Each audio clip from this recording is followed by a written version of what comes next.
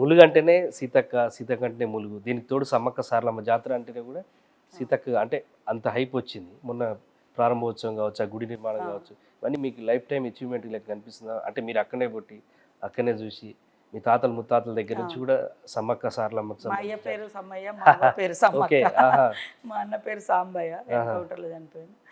నా పేరే కొంచెం నా జనరేషన్ వచ్చేసరికి కొంచెం పక్కిళ్ళ ప్రభావం, కొంచెం నాన్ ట్రైబల్ ఫ్యామిలీస్ ఈ పేరు పెడితే బాగుంటుంది, ఆ పేర్లు మోటుకుంటే అట్లా ఏదో జరిగినట్టుంది. సరే లాస్ట్కు మళ్ళీ ఉద్యమంలోకి పోయినాక సీతక్క అనసూయ సీతక్క అని వచ్చింది. సో మా వదిన పేరు సరోజ, అందరు ఎస్ఎస్ అట్లా వచ్చేటట్టుగా సమ్మక్కకు సారక్కకు సింబల్గా ఉండేటట్టుగా మా వాళ్ళందరూ మా వెనకటి జనరేషన్ అంతా అదే పేర్లు పెట్టుకుంటారు. సో నేను కూడా అప్పుడప్పుడు అంటా ఉంటాను మా ఊర్లలో పోయినప్పుడు, అంత ఫ్యాషన్ పేర్లు పెట్టుకుంటారు, మన దేవుళ్ళ పేర్లు మన ఊర్లలో. ఇప్పటికి కూడా నేను అన్ని కమ్యూనిటీస్ అంట, మన అసెట్, మన ఆస్తి, మన తాత ముత్తాతలు ఇచ్చిన వారసత్వం ఏదంటే కల్చర్, మన మన ఆచారాలు సాంప్రదాయాలు, మన దేవుళ్ళు, అవిని కాపాడమే మన తాత ముత్తాతలకు ఇచ్చే గౌరవం. మనం ఏదో కొత్తదాని వెనక పోయి ఈ పాత అలవాట్లను అంటే గొప్ప కల్చర్ను మనం పొడగొట్టుకోవద్దు. ఇవాళ సమ్మక్క సార్లకంటే కోట్ల మందికి భక్తి ఆరాధ్య దైవం. సరే అడవి దేవతలైనా కూడా అంత వస్తున్నారు అంటే అక్కడ పవర్ ఉంది, వాళ్ళకి వచ్చిన భక్తుల కోరికలు తీరుతాయి. కాబట్టి మేము ఎక్కడికి పోయినా మేము సమ్మక్క సారక్క వారసులం అని చెప్పుకుంటాం, లేదా కొమరం భీం వారసులం అని చెప్పుకుంటాం, లేదా నేను ఎక్కడెక్కడ తిరిగినప్పుడు కూడా వేరే ఊర్లలో సీతక్క మూలుగంటే ఎక్కడ అన్నప్పుడు కూడా మాది సమ్మక్క సారక్క ఏరియా అని చెప్పుకుంటాం.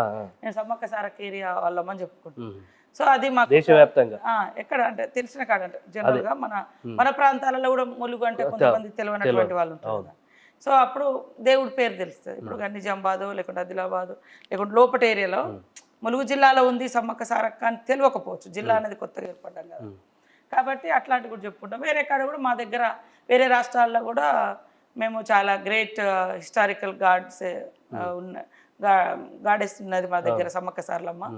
వాళ్ళు ఇట్లా సెలబ్రేట్ చేస్తామని మొన్న రాహుల్ గాంధీ గారికి కూడా చెప్పడం జరిగింది. సరే వారిని కూడా పాపం డైరెక్ట్ ఇన్వైట్ చేయలేకపోయినా, ఇన్వైట్ చేస్తే నేను వచ్చేటోని ఇన్వైట్ చేయలేదు అన్నాడు.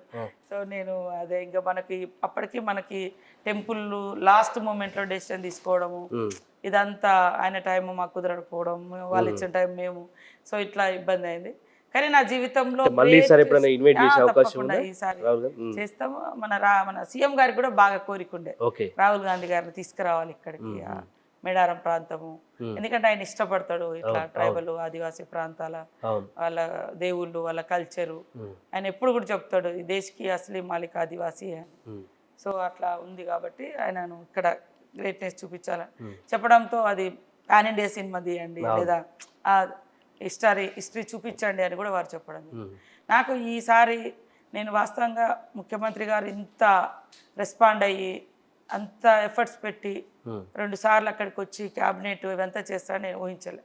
నా జీవితంలో అది ఎప్పటికీ ఉండిపోయే చరిత్ర.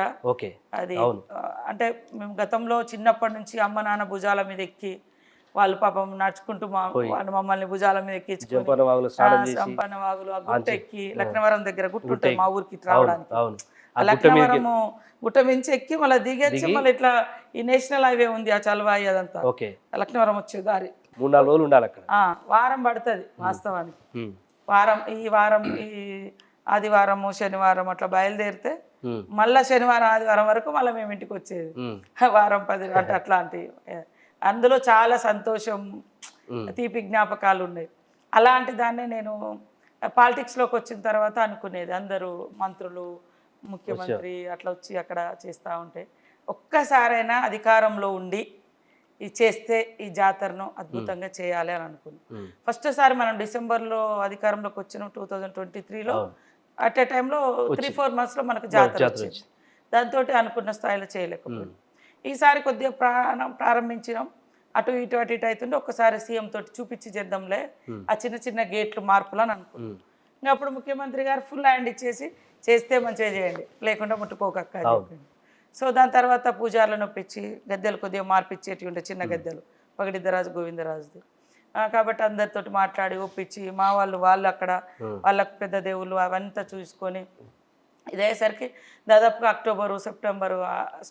అక్టోబర్ స్టార్టింగ్లో చిన్నగా మొదలు పెడితే మనం జనవరి ఈసారి జాతర కూడా ముందుకు వచ్చింది. సో దాంతో కొంచెం అడావుడి అయినా కూడా ఎలాంటి ప్రాబ్లం లేకుండా జాతర సక్సెస్ఫుల్గా చేసుకోగలిగినాం. ప్రాణ నష్టం కానీ ఎలాంటి నష్టం కానీ జరగలేదు.